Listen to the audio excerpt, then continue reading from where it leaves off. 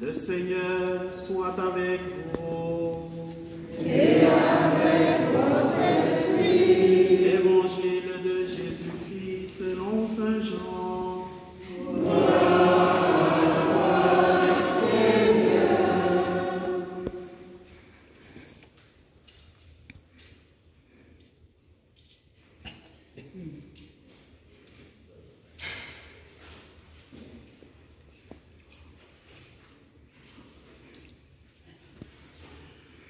C'était après la mort de Jésus. Le soir venu, en ce premier jour de la semaine, alors que les portes du lieu où se trouvaient les disciples étaient verrouillées par crainte des Juifs, Jésus vint et il était là au milieu d'eux. Il leur dit, « La paix soit avec vous. » Après cette parole, il leur montra ses mains et son côté. Les disciples furent remplis de joie en voyant le Seigneur. Jésus leur dit de nouveau, « La paix soit avec vous. De même que le Père m'a envoyé, moi aussi je vous envoie. » Ayant ainsi parlé, il souffla sur eux et il leur dit, « Recevez l'Esprit Saint. À qui vous remettrez ses péchés, ils seront remis. À qui vous maintiendrez ses péchés, ils seront maintenus. » Acclamons la parole de Dieu. Louange à toi, Seigneur Jésus.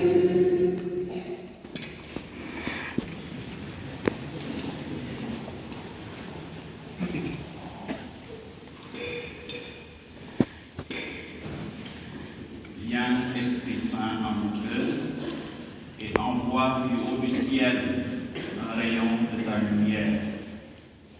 Viens en nous, Père des pauvres. Viens, dispensateur des dons. Viens, lumière de nos cœurs. Consolateur souverain, hôte très doux de nos âmes, adoucissant de fraîcheur.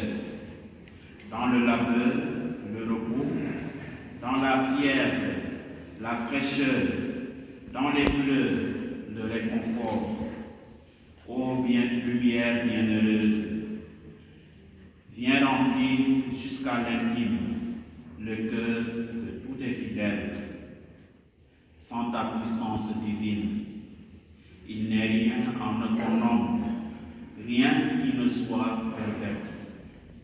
Lave ce qui est souillé, baigne ce qui est aride, guéris ce qui est blessé, assouplis ce qui est raide, baigne ce qui est froid, rends gloire ce qui est faussé, à tous ceux qui ont la foi et qui en toi se confient, donne des sept dons sacrés, donne mérite et vertu, donne le salut final, donne la joie éternelle. Amen.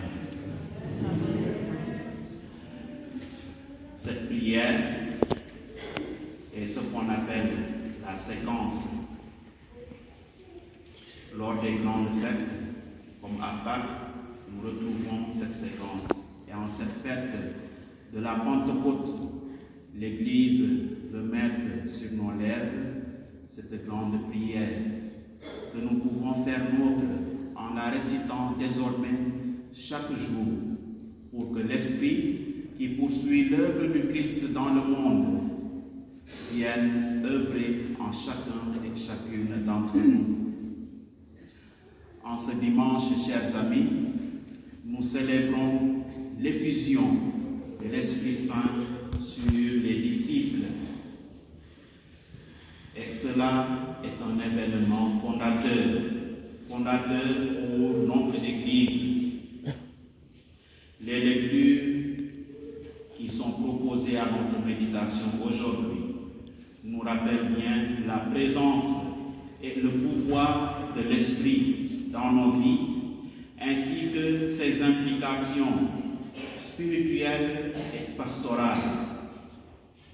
Dans la première lecture, nous trouvons les disciples réunis dans une maison, remplie d'attente et de prière. Et soudain, l'Esprit Saint descend sur eux, sous la forme de lampes de feu, les remplissant de courage et de sagesse. Ils sont alors capables de parler dans différentes langues. Et cette diversité de langues, chers amis, symbolise l'universalité de la mission de l'Église. L'Esprit Saint transcende les barrières linguistiques et culturelles, rassemblant tous les peuples dans l'amour de Dieu. Dans la seconde lecture, l'apôtre Paul nous rappelle que personne ne peut dire que Jésus est Seigneur sans le Saint-Esprit. Par le don de l'Esprit de Dieu, c'est par le don de l'Esprit de Dieu que nous sommes capables en effet de reconnaître Jésus comme notre Seigneur et notre Sauveur. En outre, Paul souligne la diversité des dons spirituels accordés par l'Esprit. Chacun et chacune de nous a reçu des dons particuliers pour le bien de la communauté. Nous sommes tous interconnectés et dépendants les uns des autres, formant ainsi le corps du Christ. L'Esprit Saint nous unit et nous appelle à travailler ensemble pour le bien commun. Et l'évangile que nous venons d'entendre, tiré de Saint Jean,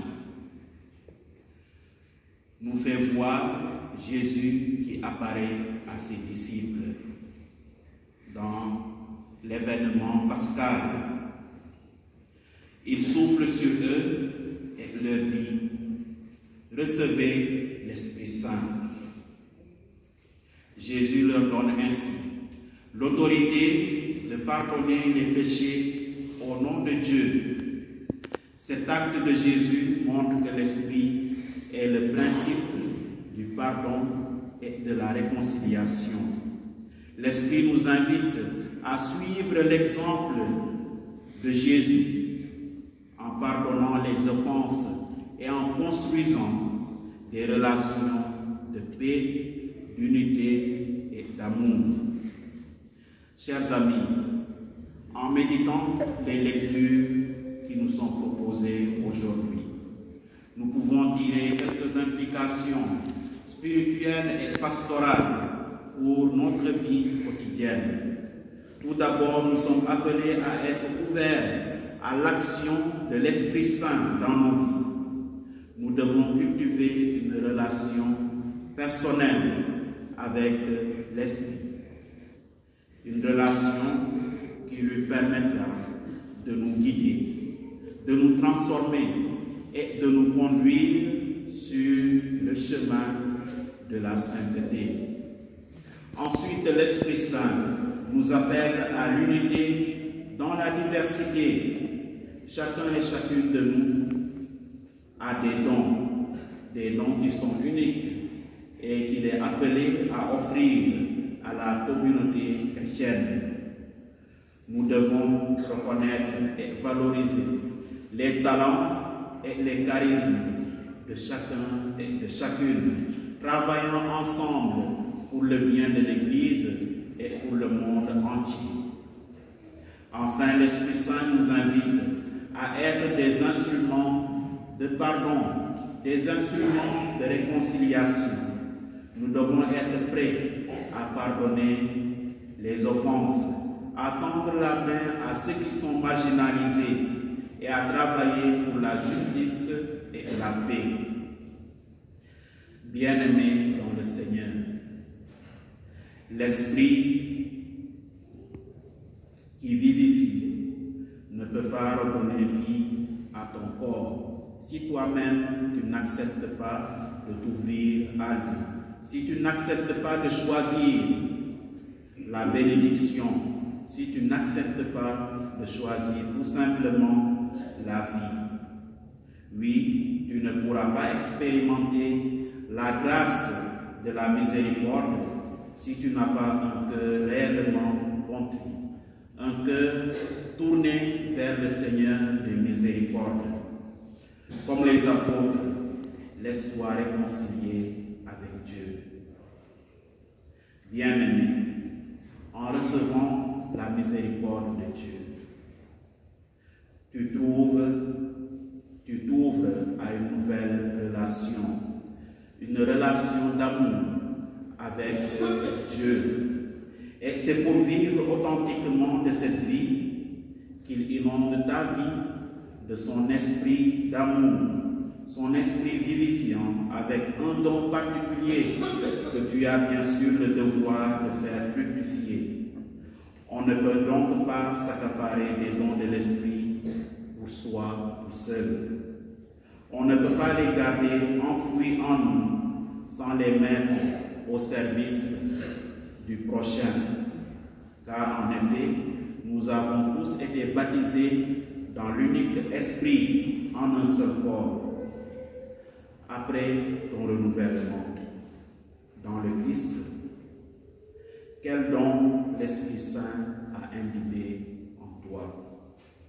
Comment le mets-tu en œuvre? Profite-t-il à la communauté paroissiale ou bien le gardes-tu jalousement pour toi tout seul?